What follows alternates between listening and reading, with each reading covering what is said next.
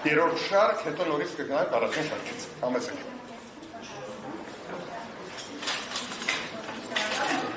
Ես գիտեմ արդարության նախարարի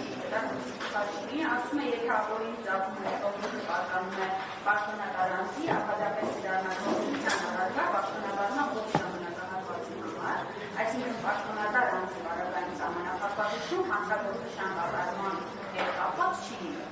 Դուք բավական հետաքրքիր դիտարկումներ արեք զբաղվածության կամ կապակցականացում եք բավական։ Արդյոք մենք փորձ չենք ունենալու ողջ ամենայնիվ պայմաններում, փորձ չենք ունենալու գործերի կարգման։ Նախ ասեմ, որ Սահմանադրական դատարանի որոշումը շատ հստակ է։ Ասում է, կան երկու դեպքեր, մի կետը վերաբերում է այն դեպքին, եթե ուսումնասիրությունը սկսվել է, որովհետև անձը կատարել է ենթադրյալ հանցագործություն, եւ լրիվ այլ դեպք է, երբ անձը պաշտոնատար անձ է եւ կային օպերատիվ տվյալներ։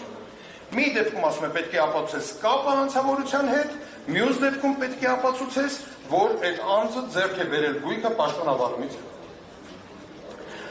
Արդարադատության նախարարի մեկնաբանությունը, երեկվա ես լսել եմ այդ մեկնաբանությունը, այն հետաքրքիր էր հետևյալ տեսանկյունից, նախ ինձ համար ամբողջովին կանխատեսելի։ Ինչ փորձեց ասել արդարադատության նախարարը, նա փորձեց ասել, որ կապ չունի, առաջին կետով ես հարուցել, թե երկրորդ կետով մենք ամեն ինչը կխառնենք եւ որոշում կկայացնենք։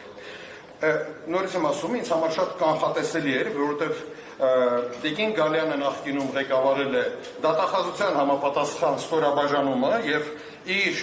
մեկնաբանությունների, իր կառույցի, իր ղեկավարած կառույցի մեկնաբանությունները հենց այն էր, ինչի մասին քիչ առաջ խոսում էի, որ 3.5 տարի է մարդկանց ճնշման են ենթարկում մի պատճառով, որտեղ չեն ուզում կարդալ կամ չեն ուզում ճանաչել ակնհայտ ճշմարտություններ, որոնք ամրագրված են եղել մարդու իրավունքների եվրոպական դատարանի կողմից, հիմա արդեն ամրագրված են Սահմանադրական դատարանի կողմից։ Կարծում եմ նույն ոճը շարունակելու են, փորձելու են չկարդալ, չընկալել, մի օր իհարկե դա պայթելու է, բայց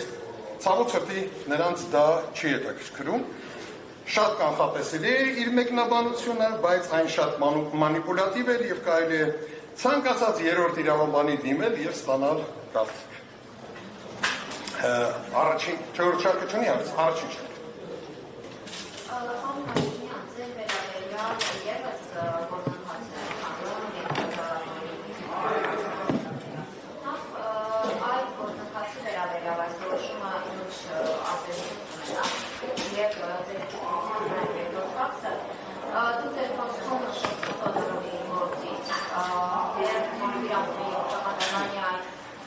Որոշման վերաբերյալ ևս գնահատականներ եղել են Սահմանադրական դատարանի որոշման մեջ։ Ես չեմ սխալվում, Աննա Վարդապետյանը եղել է ձեր օգնականը։ Այլ շրջանները մասնագիտական հնարավորությունները ձեր գնահատման բավարար չէի կանխատեսելու, որ դատախազության այս իրավապահական վիճահարույց է։ Նախ սկսեմ իմ վերաբերյալ գործից, շատ ճիշտ եք նկատել, այո, ես էլ եմ անցնում նման գործով, դատախազությունը իմ դեմ ներկայացրել է Հայց հակակոռուպցիոն դատարան եւ գործը հիմա քննվում է հակակոռուպցիոն դատարանում։ Նախ հիշեցեմ, որ ես 95 թվականից եմ զբաղեցնում պաշտոն, 95 թվականից եմ ընտրվել ազգային ժողովի, առաջին գումարման ազգային ժողովի պատգամավոր, այնպես որ իմ պարագայում խոսքը վերաբերում է փաստորեն նախորդ 30 տարվա։ Եթե որևէ մեկը 10 րոպե տրամադրի իմ 30 տարիներից յուրաքանչյուր տարում, այսինքն ընդհանուր առմամբ 300 րոպե, կարծում եմ իր մոտ հարց այլևս չի ծագի, թե իմ գույքերը, որ կարող է տեսականորեն անգամ լինեն ոչ օրինական։ Բայց իհարկե այս այն ֆորմատը չի, որի ընթացքում ես կարող եմ ձեզ ներկայացնել դա, չնայած վստահ եմ, որ մի օր կգա այդ ժամանակը եւ առիթ կունենամ հանրությանը ներկայացնելու ինչի մասին է խոսքը։ Բայց ընդհանրապես երկու դրվագ կասեմ, որ դուք պատկերացնեք ինչ մթնոլորտ է տիրում այդ գործերի հետ կապված առնվազն իմ պարագայում։ Վերջերս դատախազությունը դատարանում նշեց, որ հայտնաբերել է եւս որոշակի օրինական եկամուտներ, իմ եկամուտները, որոնք օրինական են։ Եվ հայտնաբերել է X քանակության օրինական եկամուտ։ Ողջամտորեն պետք է ենթադրել, որ ուրեմն Հայցը պետք է պակասի, չէ՞, X-ով։ Եթե չպակասեց, նշանակում է Անարդար մոտեցում կա, համաձայն եք։ Մեր դատախազությունը պարզվեց ռեկորդակիր է։ Գիտեք ինչու, որովհետև հայտնաբերելով լրացիչ օրինական եկամուտներ, նա որոշեց, որ դրա արդյունքում հայցը պետք է ավելանա։ Ես պատրաստվում եմ դատարանին միջնորդել, որպեսզի երկրորդ դասարանցում մի որևէ հրավիրեն որպես փորձագետ, որտեղ գումարել հանելը բացարձակապես երկրորդ դասարանի թվաբանության գիտելիքները թույլ կտան կատարել։ Մեկ այլ օրինակ բերեմ։ Եթե դուք կրեդիտ քարտով, ես, այսինքն իմ պարագայում, կրեդիտ քարտով գնում եմ կատարել օրինակ 20,000 դրամ։ Դատախազությունը դա համարում է ծախս եւ ճիշտ է։ Բայց հենց որ երբ իմ հաշվից կրեդիտ քարտի պարտքը փակում եմ 20,000, նա համարում է, որ ես կատարեցի երկրորդ 20,000 դրամ ծախսը, արդյունքում ես ծախսեցի 40,000 դրամ։ Շատ ժամանակ պահանջվեց ցույց տալու անհետեթությունը, կարծում եմ ոչ։ Նմանատիպ տարօրինակ բաներ իմ հայցադիմում այս պայծրությամբ հայտնաբերել եմ 237 հատ։ Շարունակում եմ ընտրտուքը։ Ինչ վերաբերում է Աննա Վարդապետյանին, նախ ասեմ, որ ես գնահատական կարող եմ տալ պետական ինստիտուտներին, անձերին գնահատական տալիս եմ միայն այն դեպքում, եթե անձը ներկայացնում է պետական ինստիտուտ։ Հայաստանում երկու նման պետական ինստիտուտ կա, դա Հայաստանի Հանրապետության նախագահն է եւ Հայաստանի Հանրապետության վարչապետը։ Նախագահի պաշտոնը ինչքանով հասկանում եմ արդեն մի քանի տարի է ինչ թափուր է, վարչապետի հետ կապված իմ կարծիքը արտահայտել եմ 12 թվականին իր հետ բանավիճերից ուղիղ եթերում, իմ կարծիքը չի փոխվել։ Իսկ գլխավոր դատախազի որպես իր գլխավոր դատախազի գործունեությունը։ Ես ասեցի անձերին չեմ գնահատում, եթե ձեր հարցը վերաբերում է դատախազությանը, ապա իմ կարծիքով դատախազությունը 3 ուղղություններով հասել է լուրջ բարձունքների։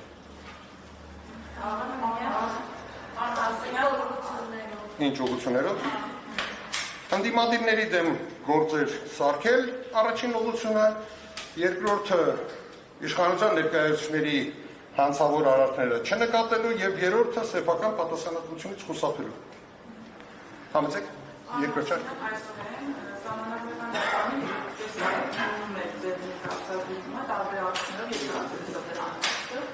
Դատելով ստեղծում տեղի ունեցած գործընթացի, ինչպես նաև իրավապահ համակարգի գործողությունների առանձնահատկությունները։ Արդյոք օրենքի որոնք երկու իրավունք նպատակ ուներ պատժի ամուսնապետության եւ կամ արտադրության վերականգնման, սոցիալական արտադրության վերականգնման։ Ոչ, չուներ։ Այս ձևով օրենքի կիրառումը ուներ լրիվ հակառակ նպատակ։ Մի կողմից այն կարելի է տեսնել նույն շարքում, որ քաղաքի կենտրոնում ապրող ենթադրենք ճարտարապետ տատիկը իրավունք չուներ քաղաքի կենտրոնում ապրելու, պետք է վաճառի գնա ծայրամաս, մի կողմից ուրեմն սեփականության վերաբաշխում եւ մյուս կողմից արդեն նշեցի, դա քաղաքական ընդդիմադիրների դեմ որպես գործիք, որպես մահակ կիրառել է։ Եվ տպավորություն է, որ սահմանադրական դատարանը թերի է այդ եզրակացությունը ներկայացրել, կային այնուամենայնիվ սահմաններ, որ սահմանադրական դատարանը չի կարողացել անտեսել։ Ես կարծում եմ ամենակարևոր սկզբունքները Թոդորովի գործի սահմանադրական դատարանը չէր կարող անտեսել եւ նա ամրագրել է իր որոշման մեջ։ Ճիշտ է, ինձ համար զարմանալի է, որովհետեւ Թոդորովի գործն է հիմնական գործը։ Մենք Թոդորովի վրա ենք հղումներ անում, նրանք օգտվել են ճուտիկ գործից, Յորդանովի գործից, ինչը տարօրինակ է, որովհետեւ որպես կանոն դու հղում ես անում մայր գործին, որտեղ սկզբունքներն են սահմանվել, այնուամենայնիվ սահմանվել են այդ Թոդորովի գործի սկզբունքները գոնե հիմնական մասերով։ Երրորդ շարք չկա հարց։ Ուրեմն անցնենք նորից առաջինին ու այդպես գնանք առաջ։ Չորս տարի շարունակ փաստացի անտեսել են հիմնական դրույթները, այսինքն այս օրենքի խոսելիության վերաբերյալ, որոնց մասին նշեցի, սա միջազգային վարկանիշի առումով ինչ հարված է լինելու Հայաստանի Հանրապետության համար, հետագայում եվրոպական դատարաններ ուղղված հայցերի առնչությամբ ձեր։ Այդ որպես կանոն եւ եթե խոսքը վերաբերում է եվրոպական կառույցներին, ես արդեն նշեցի, այնտեղ գերակշռում են աշխարհաքաղաքական շահերը, բայց ոչ ոք ոչինչ չի մոռանում։ Այսինքն, երբ պահը գա եւ քեզ պետք լինի ընդհանրեն քո վրա ճնշում գործադրել, դա կհիշեն։ Երբ պետք չի լինի, չեն հիշի։ Այլ խնդիրը, որ դու չպետք է առիթներ տայի, որ հնարավորություն ունենան հիշելու։ Շատ լավ, խնդրեմ լսեք։ Նշեցիք, որ սահմանադրական դատարանը խախտել է օրենքը, որ բանավոր ինքնասակարգով չի քննել։ Բայց զեկուցող դատավորը հանդեպ տված արձագանքով նշեց, որ մեջբերում գործի հնչեղությունը ինքնին անհրաժեշտաբար դատարանի չի պարտավորեցնում գործը բանավոր ինքնասակարգով քննելու։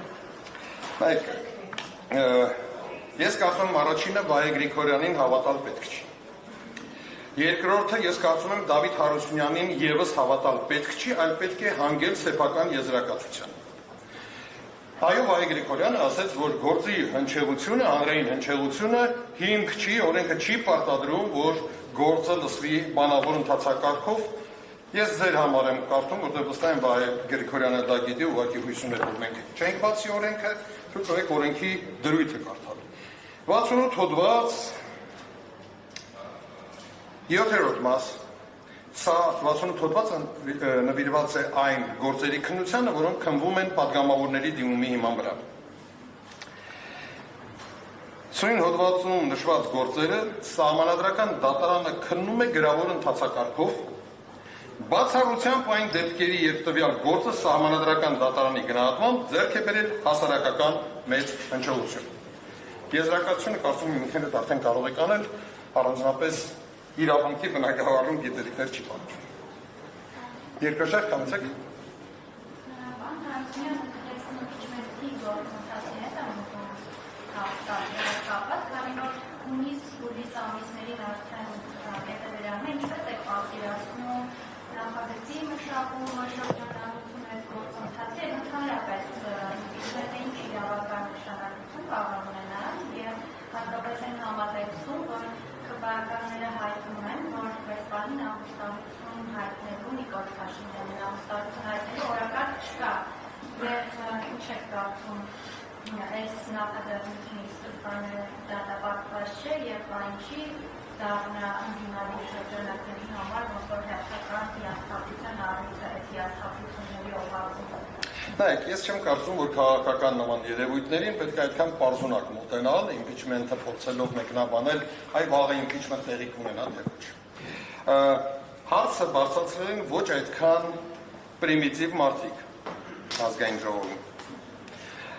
Երկու հոգիներ, որոնք եղել են նախաձեռնող, իմ կարծիքով միշտ մեզ զարմացրել են իրենց մտքի ճկունությամբ, հետաքրքիր շարժառիթներով եւ Եթե չնայած երևի հրապարակային չարժը դրա մասին ասել, բայց երևի այնուամենայնիվ ասեմ, քանի հարցանչեց, իմ կարծիքով, քանի որ իմպիչմենտը ենթադրում է նաև վարչապետի միասնական թեկնածուի հարցի վերաբերյալ ընդհանուր մոտեցման ձևավորում, ինձ թվում է այս նախաձեռնության նպատակը այն է, որ ընդդիմությունը մեկ անգամ ևս փորձի միավորի իր ջանքերը եւ այս պահին քննարկի այդքան կարեւոր հարց։ Ով կարող է լինել վարչապետի միասնական թեկնածու։ Այլ նպատակ այս պահին դա չի հետապնդում։ Իմ կարծիքով։ Ես կարծում եմ process-ը ինքնին անխուսափելի է։ Այս ոչ թե հիասթափություն, այլ process-ը։ Եթե նպատակը սկսում ենք հասկանալ, ապա հիասթափության մասին խոսք լինել ուղղակի չի կարող։ Խնդրեմ։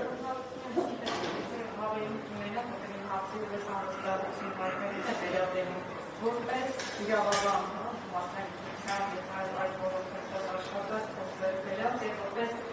կրոնական նախագահ, ինչպես է վերաբերվում հարցերին այդ անվստահությունների գործընթացը եւ ավելի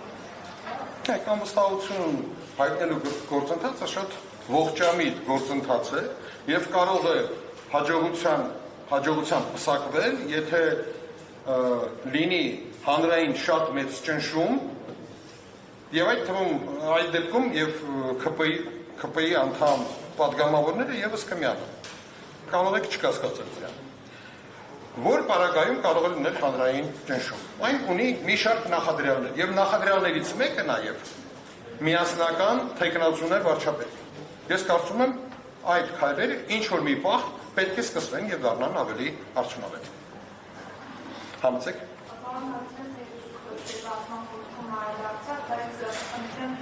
Մեկնաբանեք, եթե դատախազությունը չի իրականացման հայցերից, որովհետև ապանի դատումներով նիքով անցնող անձինք արդարացվել են։ Այս դեպքում ինչի է սահմանեցնելու իրավական օրգանիզացիայի ղեկավարության մեջ սա ինչպես մեկնաբանեք։ Կան դեպքեր, երբ ինչ որ մի քայլ ձեռնարկելը կարելի է համարել, որտեղ օրենքը կարելի է այսպես կամ այնպես մեկնաբանել։ Կան դեպքեր, երբ այն աստիճան ակնհայտ է օրենքի մեկնաբանությունը, որ այս ձևով կամ այն ձևով մեկնաբանելը հանգեցնում է հաստատի հանցավոր գործունեության։ Հույս ունեմ, որ դատախազությունը չի գնա այդ ճանապարհով, բացառում եմ, ոչ չեմ բացառում, այդ դեպքում պայքարը կշարունակվի եւ կարող եք չկասկածել արդյունքում։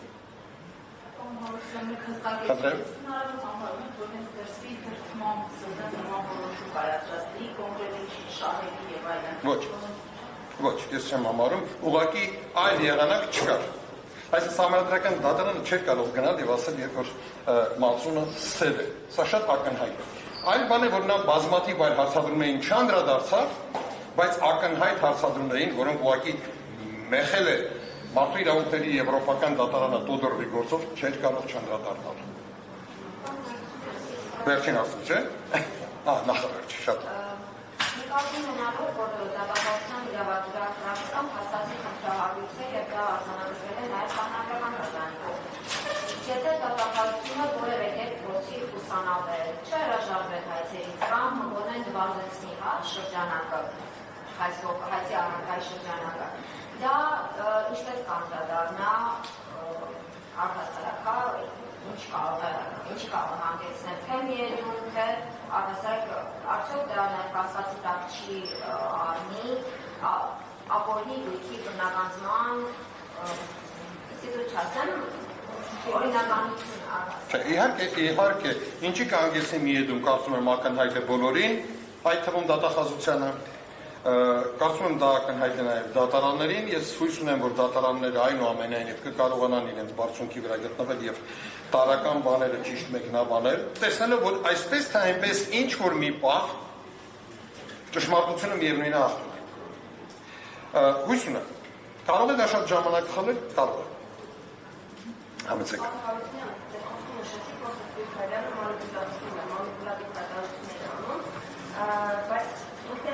Որ այս ստեղծագործությունն առաջիկայում շարունակվելու տարբեր շրջանակների կողմից, օրինակ տարբեր մասնակիցներ փորձում են բացատրել տալ, թե ապօրինի ծառայության փոփոխությունը բնականների մասին օրենքի կիրառման շրջանակները սահմանափակել են եւ այլն, հիմա ինչ շրջանակների մասին են կազմակերպում։ Նայեք, ես չեմ կարող ինձ նկատի ունի Տիկին Գագյանը, ես դա չեմ բացառում, ես ունեմ իմ դիրքորոշումը, ավելին շատ շուտով գրավոր կներկայացնեմ այն իմ դիրքորոշումը։